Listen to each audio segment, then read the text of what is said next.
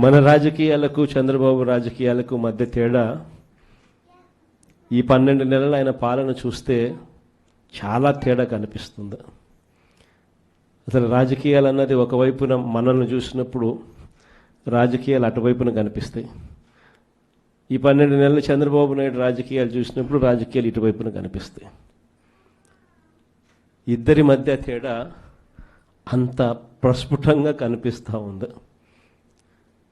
మనమేమో మన రాజకీయ జీవితం అంతా కూడా, మన ప్రస్థానం అంతా కూడా ఎప్పుడూ కూడా ప్రజలు మనకు అధికారం ఇస్తేనే మనం తీసుకున్నాం.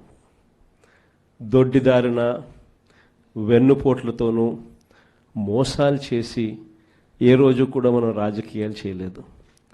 మరోవైపున చంద్రబాబు నాయుడు చూస్తే ఆయన ప్రస్థానం అంతా కూడా స్టార్టింగే వెన్నుపోట్లతోనే స్టార్టింగ్. అక్కడి నుంచి మొదలు పెడితే ఆయన ప్రస్థానం సొంత కూతుర్నిచ్చిన మామను ఎన్టీ రామారావు గారిని వెన్నుపోటు పడడం దగ్గర నుంచి మొదలు పెడితే, ఆ తర్వాత అధికారం కోసం ప్రజలను ఒకసారి కాదు, 2 సార్లు కాదు, ఎప్పుడూ ఆయన జీవితం అంతా కూడా ప్రజలను కూడా వెన్నుపోట్లు పొడుస్తూనే ఆయన రాజకీయాలు సాగిస్తూ వచ్చాడు. ఆశ్చర్యం కలిగించే విధంగా ఇద్దరి మధ్య తేడా కనిపిస్తుంది. కుప్పం మున్సిపాలిటీ నిజంగా ఆశ్చర్యం కలిగించే మున్సిపాలిటీ.